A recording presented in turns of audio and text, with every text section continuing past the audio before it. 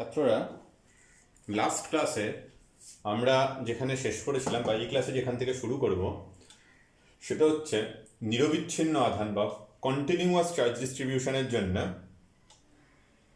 Force বা field, বল বা ক্ষেত্রপ্রাবল্য কীরকম হবে। তো দেখো, তার জন্য আমরা যেটা করব, তোমাদের বইতে দেখবে একটা সেকশন রয়েছে কন্টিনিউয়াস চার্জ ডিস্ট্রিবিউশন বলে। সেই সেকশনটায় কিভাবে করতে হয় সেটা শেখানো আছে। আমরা সেইটা আমি সাজেস্ট করব না যে তোমরা বই থেকে ওই ব্যাপারটা পড়ো। রেদার যেটা তোমাদের করতে হবে সেটা হচ্ছে এই ধরনের কন্টিনিউয়াস চার্জ ডিস্ট্রিবিউশন থাকলে পরে কিভাবে অঙ্ক সলভ করতে হয় সেইটা শিখতে হবে। সেটা আমি অঙ্ক দিয়েই শেখাবো। সেখানে বইতে যেভাবে থিওরি হিসেবে দেওয়া রয়েছে সেরকমভাবে কোনো প্রশ্ন আসবেও না, আর সেটা তোমাদের সেইভাবে পড়ারও দরকার নেই। যদি কোনো ডাউট হয় আমায় একবার পার্সোনালি জিজ্ঞাসা করলে আমি বলবো। তো যে ধরনের প্রশ্ন আসে, যে ধরনের প্রবলেম আসে, সেটা কিভাবে সলভ করতে হয় আমি তোমাদের দেখাচ্ছি। ধরো বলল যে কন্টিনিউয়াস চার্জ ডিস্ট্রিবিউশন বা কন্টিনিউয়াস কথাটার মানেটা কিরকম। মানে ধরো কোনো একটা জায়গায় একটা লম্বা তার রয়েছে। ধরো একটা এক্সাম্পল দেখাচ্ছি, এটা একটা লং ওয়্যার। কত লম্বা wire? Suppose 3 metre long wire. Okay, তাহলে এটা একটা 3 মিটারের লম্বা তার। কেমন তার? চার্জড ওয়্যার, যার মধ্যে আহিত তার, তারের মধ্যে আধান আছে। এখন আধানটা সুষমভাবে বন্টিত আছে, সুষমভাবে, ইউনিফর্মলি ডিস্ট্রিবিউটেড। ইউনিফর্মলি ডিস্ট্রিবিউটেড মানে কি? এখানে এখানে এখানে এখানে সব জায়গায় একই রকমভাবে ডিস্ট্রিবিউটেড রয়েছে, এটা হতে পারে। আবার কখনো কখনো নন ইউনিফর্মলি ডিস্ট্রিবিউটেডও হতে পারে। মানে এখানে বেশি, এখানে কম, তার পাশে হয়তো আবার বেশি, তার পাশে আবার কম, তার পাশে খুব কম, তার পাশে আধার নেই, এরকমও হতে পারে। তাহলে আমি কি বলতে চাইছি, আবার বলছি, ভালো করে শুনবে। এটা একটা লম্বা তার যেখানে চার্জ বা আধান ডিস্ট্রিবিউটেড আছে ইউনিফর্মলি বা নন ইউনিফর্মলি। ক্লিয়ার? ধরো আমি তোমায় বললাম, এরম ভাবে কোয়েশ্চেনটা থাকবে, এইখানে ধরলাম একটা অরিজিন, মানে মূল বিন্দু যাকে বলে, অরিজিন বা মূল বিন্দু। এখান থেকে এটাকে অরিজিন ধরলে এক্স অ্যাক্সিস বরাবর, এক্স অক্ষ বরাবর এই তারটাকে রাখা রয়েছে। বলা হয়েছে যে যে কোনো বিন্দুতে, মানে এইখানে কোনো একটা পয়েন্ট, সেটার একটা এক্স এর ভ্যালু আছে আলাদা। এখানে যে পয়েন্টটা যদি তুমি নাও, তাহলে এক্স এর ভ্যালু পাল্টে যাবে। এখানে নিলে এক্স এর ভ্যালু আরো পাল্টে যাবে, এখানে গেলে আরো পাল্টে যাবে, এরকম ভাবে পাল্টে যাচ্ছে। তো প্রশ্নটা এরকম ভাবে আমি আমি বলছি, তোমরা একটু লিখে নাও, তারপর আমি অঙ্কটায় আসছি। বাংলায় আগে বলছি। তারটিকে, একটি তড়িৎবাহী তার বা একটি আহিত তারকে এক্স অক্ষ বরাবর রাখা হয়েছে। একটি আহিত তারকে এক্স অক্ষ বরাবর রাখা হয়েছে। এই তারের যে কোনো অবস্থানে আধানের মান হলো, বা একক দৈর্ঘ্যে আধানের মান হলো, যে কোনো অবস্থানে একক দৈর্ঘ্যে আধানের মান হলো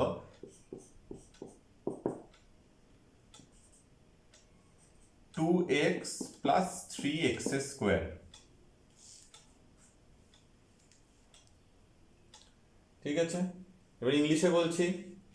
late the wire is placed along the x-axis and charge per unit length is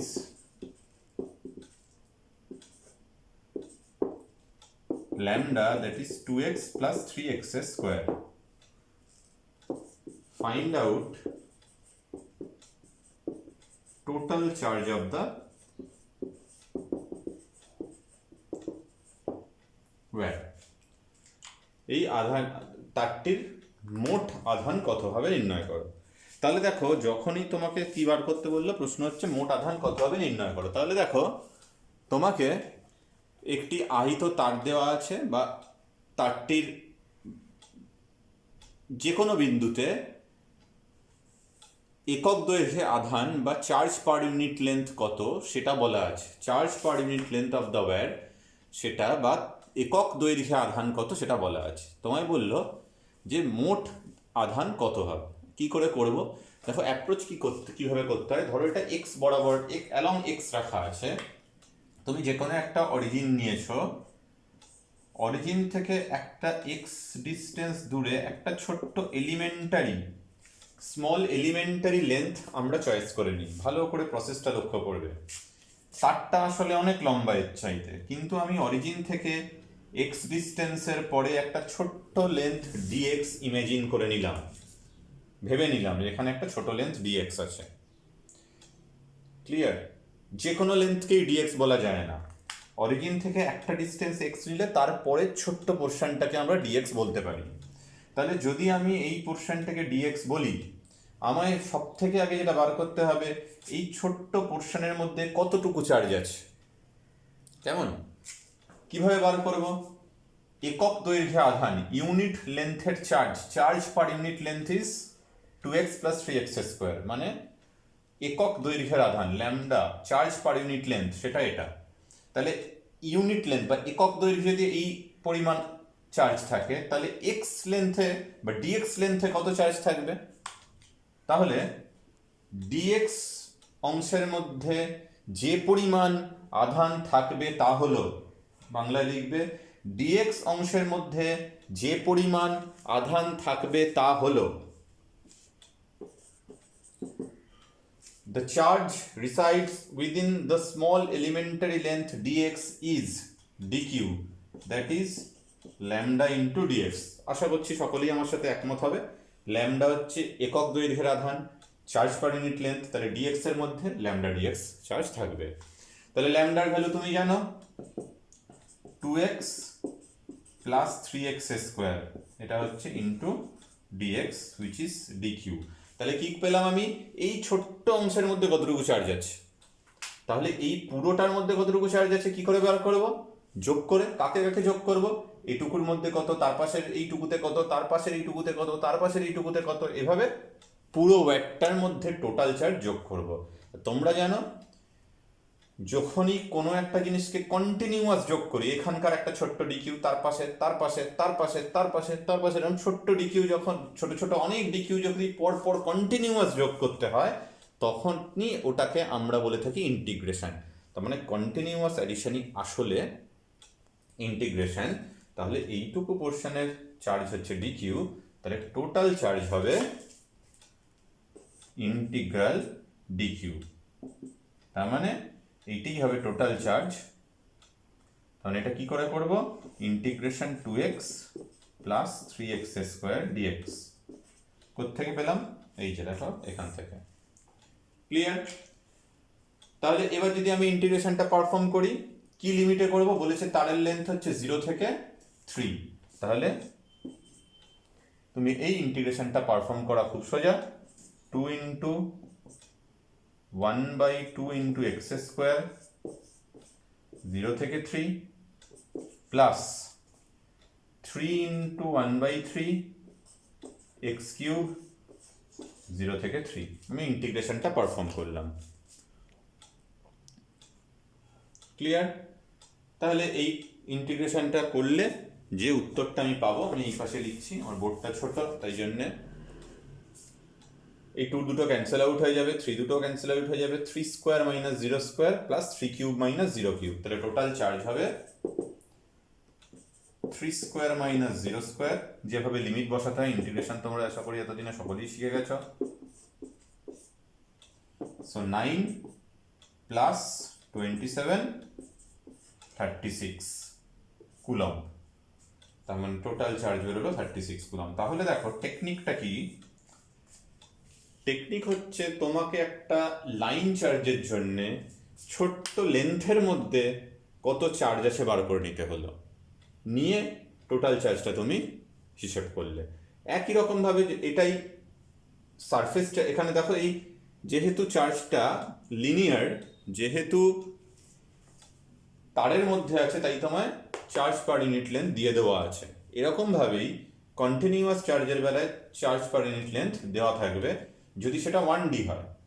যদি এই চার্জটাই একটা এরকম স্কোয়ার জায়গার মধ্যে দেওয়া থাকতো, তখন চার্জ পার ইউনিট এরিয়া দিয়ে আমায় করতে হতো। যদি একটা ছোট ভলিউমের মধ্যে দেওয়া থাকতো, তখন চার্জ পার ইউনিট ভলিউম দিয়ে করতে হতো। আমি এভাবে বললে তোমাদের ক্লিয়ার হবে না, কোনো কোনো একটা অঙ্ক করে দেখালে তোমাদের জন্য সেটা সুবিধাজনক হবে। আস্তে আস্তে আমি সেগুলোও দেখাবো কিভাবে করতে হয়, কেমন? তাহলে এটা আশা করছি বোঝা গেল কিভাবে করতে হবে। এটাই একটা টিপিক্যাল এক্সাম্পল লাইন চার্জের জন্য। লাইন চার্জের আরো একটা এক্সাম্পল তোমাদের দেখানো যাক, মুছে দিচ্ছে এটা। নেক্সট যেটা আমরা দেখব, একটা ধরো ইনফাইনাইটলি লং চার্জ ওয়্যার রয়েছে, তার জন্য কাছাকাছি কোনো বিন্দুতে কোনো পয়েন্টে ইলেকট্রিক ফিল্ড ইন্টেন্সিটি বার করব। তাহলে second example, electric field due to infinitely long charged wire, বাংলায় বললে অসীম দৈর্ঘ্যের একটি আহিত পরিবাহীর জন্য তড়িৎ ক্ষেত্র প্রাবল্য। তাহলে আমি জিনিসটা বলি, আমি বললাম ইনফাইনাইটলি লং চার্জড ওয়্যার, এই যে, ঠিক আছে? তো তার জন্যে এইখানে ভর্তি চার্জ আছে, তোমায় বলেছে এখান থেকে আর ডিস্টেন্সে এই পয়েন্ট এ, সেখানে ইলেকট্রিক ফিল্ড ইন্টেন্সিটি কত বার করতে হবে, তড়িৎ ক্ষেত্র প্রাবল্য বা ইলেকট্রিক ফিল্ড ইন্টেন্সিটি বার করতে হবে। তাহলে আগের দিনকেই আমরা ইলেকট্রিক ফিল্ড ইন্টেন্সিটি বার করছিলাম। কিভাবে বার করছিলাম? যে পয়েন্টে ইলেকট্রিক ফিল্ড ইন্টেন্সিটি বার করছিলাম, ওই পয়েন্টে একটা +1 বা ইউনিট পজিটিভ চার্জ বা একক ধনাত্মক আধান তাকে প্লেস করলাম ফার্স্ট। তাহলে ফার্স্ট আমায় যেটা করতে হবে, এখানে একটা +1 চার্জ রাখতে হবে। মনে রাখতে হবে এই ওয়্যারটা কিন্তু ইউনিফর্মলি চার্জড ওয়্যার। কোয়েশ্চেনে বলে দিল যে লেট, এটা কিন্তু কোয়েশ্চেনে বলা থাকবে, let charge per unit length is lambda, মানে একক দৈর্ঘ্যে আধানের পরিমাণ ল্যামডা। কার একক দৈর্ঘ্যে আধানের পরিমাণ ল্যামডা? এই তারটার মধ্যে ইউনিট লেন্থে যে চার্জ থাকে সেটা ল্যামডা। তাহলে এক কাজ করি, এখান থেকে এই ডিস্টেন্সে আমি একটা ওয়াই ডিস্টেন্স নিলাম, নেওয়ার পর এখানে একটা ছোট্ট লেন্থ ডিওয়াই নিলাম। ডিওয়াই আগেই বলেছিলাম, এখানে ওয়াই নিলে তারপরটাকে ডিওয়াই নিতে পারি। তাহলে এই ডিওয়াই লেন্থের মধ্যে কত চার্জ থাকবে? Lambda into d y. আমি এখানে ল্যামডা ধরেই নিয়েছি যে charge per unit length lambda, অথবা কোয়েশ্চেনে বলা থাকবে charge per unit length lambda, তার ভ্যালু এরকম, ঠিক আছে? যদি কিছু বলা না থাকে আমি ল্যামডা ধরে নিলাম, ল্যামডাটা ইউনিফর্মলি ডিস্ট্রিবিউটেড বলে ভাবলাম, কেমন? তাহলে এইটুকু পোর্শনের মধ্যে যে চার্জ আছে সেটা হচ্ছে ল্যামডা ডিওয়াই। বোঝা গেল? ল্যামডাটা এখানে ধ্রুবক বা কনস্ট্যান্ট। আগে যে অঙ্কটা করলাম তার সাথে তফাৎটা কি? তফাৎটা হচ্ছে আগে আমি ল্যামডাটা দেখছিলাম, ঠিক এর আগের অঙ্কটায় ল্যামডা দেখেছিলাম 2x + 3x², এরকম, মানে এইখানে ল্যামডার ভ্যালু আর এখানে আলাদা, কারণ এটার x এর ভ্যালু যা x1, এই পয়েন্টে x2 আলাদা ছিল, কিন্তু এখানে তাই নয়, এখানে ল্যামডাটা কনস্ট্যান্ট বলে আমি ভেবে নিলাম, বা কোয়েশ্চেনে বলে দেওয়া থাকলো, কেমন?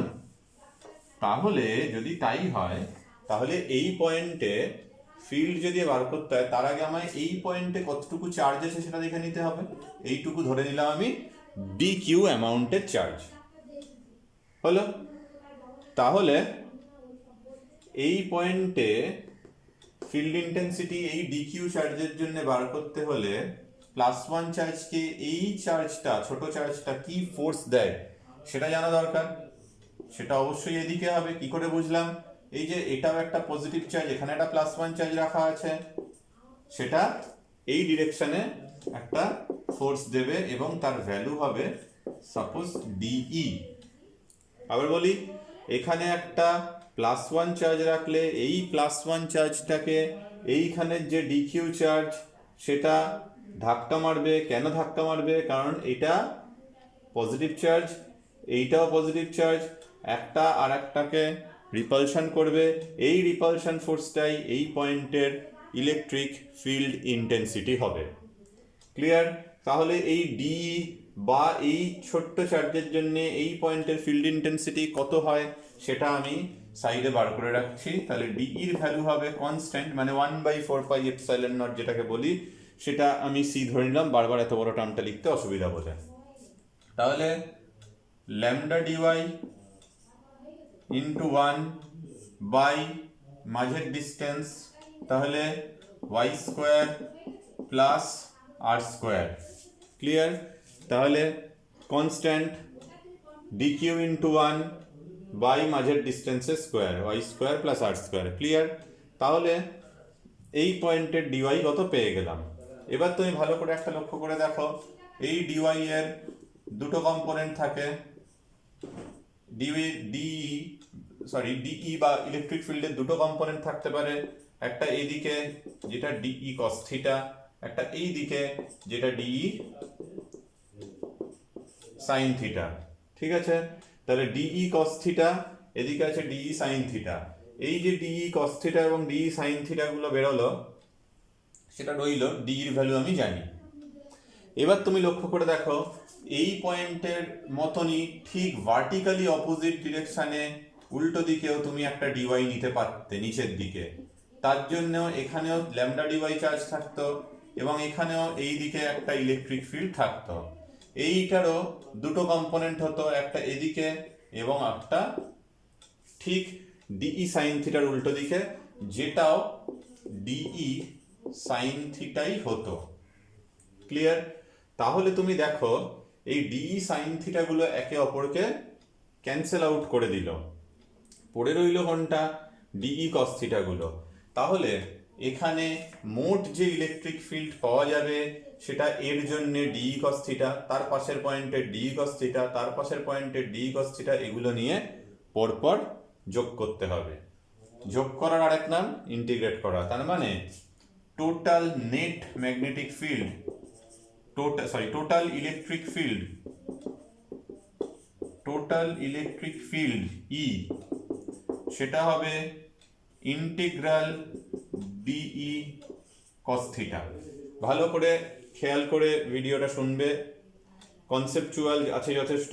এটা যদি ডিই হয়, এইটা থিটা হলে ডিই কস থিটা গুলো শুধুমাত্র থাকবে, কেননা ঠিক ভার্টিক্যালি অপোজিট পয়েন্টগুলোর জন্য ডিই সাইন থিটা গুলো একে অপরের সাথে ক্যান্সেল আউট করে যাবে। তাহলে ডিইর ভ্যালু এটা c lambda dy by y square plus r square into cos theta. আশা করি এটা পরিষ্কার বোঝা গেল এ পর্যন্ত।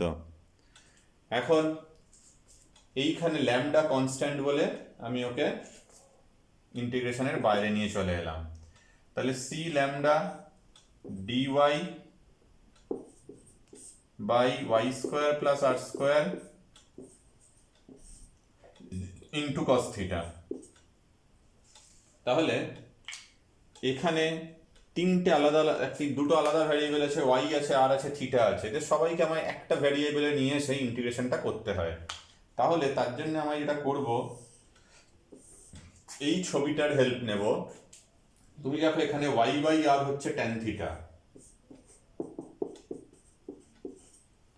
তাহলে ওয়াই বাই আর যদি ট্যান থিটা হয় তাহলে ওয়াই হচ্ছে আর ট্যান থিটা। তাহলে এখান থেকে ডিওয়াই কত হবে বার করে ফেলো, r into sec square theta d theta, r into sec square theta d theta. তাহলে ডিওয়াই এর জায়গায় এই ভ্যালুটা বসাতে পারি। তাহলে নেক্সট স্টেপে দেখো আমি এক এক করে সবগুলোকে থিটাতে নিয়ে যাব।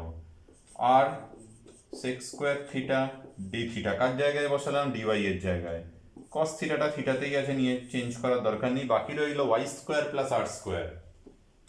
Y square plus r square করলে কি পাবো? ওয়াই মানে আর ট্যান থিটা, তাহলে r square tan square theta plus 1, r square tan square theta plus 1। তার মানে দেখো এটা r square sec square theta হলো। তাহলে এই y স্কোয়ার প্লাস r স্কোয়ারের ভ্যালু এখানে আমি বসিয়ে ফেলতে পারি। তাহলে r square sec square theta. তাহলে দেখো এই sec স্কোয়ার থিটা গুলো ক্যান্সেল আউট হয়ে যাবে, একটা করে r বাদ চলে যাবে। ওকে, তাহলে যেটা পড়ে থাকবে উপরটাকে মুছে এর পরে নেট যে ফিল্ড হবে c lambda by r integration cos theta d theta, integration cos theta d theta. তার মানে এবার আমার যেটা কাজ বাকি রইলো সেটা হচ্ছে থিটার লিমিট সেট করা। ঠিক আছে, থিটার লিমিটটা আমি সেট করব। তার আগে আমি এই পোর্শনটা বা উপরের ছবিটা একবার ক্লিয়ার করে দিচ্ছি। আশা করছি তোমাদের এটা লেখা হয়ে গেছে। আমি এটা ডিলিট করে দিলাম, দেখো তোমার এটা একটা ইনফাইনাইটলি লং হতে পারে বা ফাইনাইটলি লং হতে পারে। ইনফাইনাইটলি লং বা ফাইনাইটলি লং হতে পারে। কিরকম? ধরো এরকম একটা ওয়্যার, তুমি এই পয়েন্টে ফিল্ড বার করতে চাইছো, তাহলে এর যে টপ পয়েন্ট মানে এটা, বটম পয়েন্ট যেটা সেটা এটা, ধরে নিচ্ছি এই অ্যাঙ্গেলটা θ1, এই অ্যাঙ্গেলটা θ2। ভালো করে দেখবে, এগুলো আবার ম্যাগনেটিজমও পাবে তুমি। তাহলে এই যে ওয়্যারটার যে লিমিট হবে সেটা কি হবে? এই এ থেকে বি পর্যন্ত পুরো তারটার জন্য এই পয়েন্টে ফিল্ড বার করতে হবে। তাহলে লিমিটটা আমায় সেই অনুযায়ী বসাতে হবে।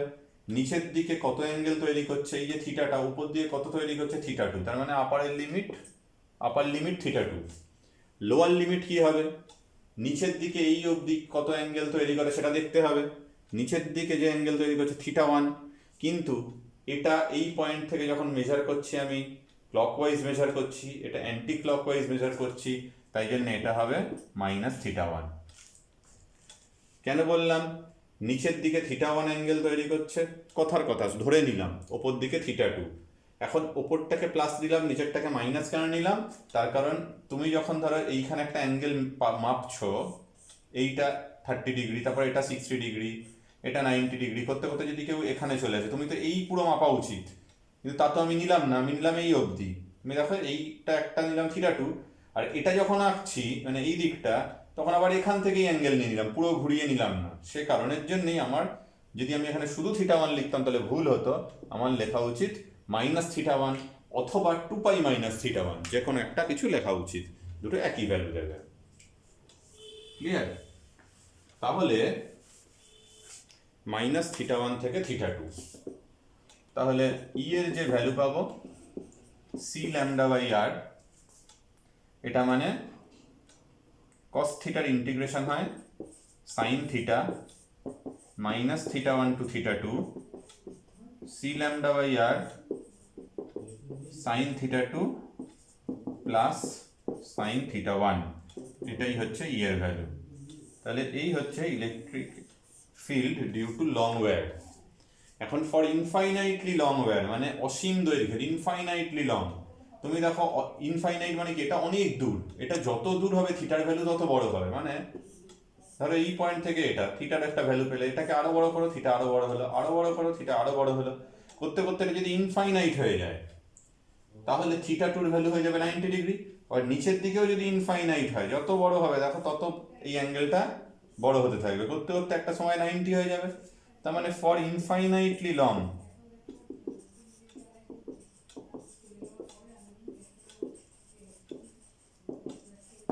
অসীম দৈর্ঘ্যের তারের ক্ষেত্রে, θ1 এবং θ2 উভয়ই দুজনেই π/2 হবে, 90 ডিগ্রি হবে। তো তুমি বসাও সেই ভ্যালুটা, কত পাবে? যেটা পাবে সেটা হচ্ছে c lambda by r sin π/2 plus sin π/2 মানে 2, তার মানে 1/4π এপসাইলন 2 ল্যামডা বাই r।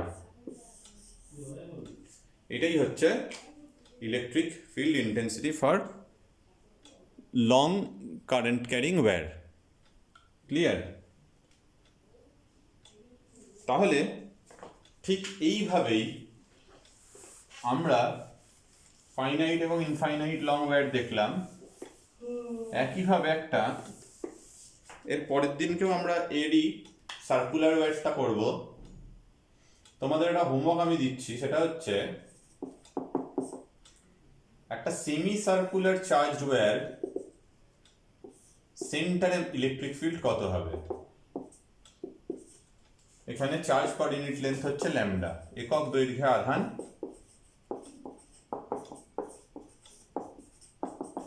একক দৈর্ঘ্যে আধান ল্যামডা।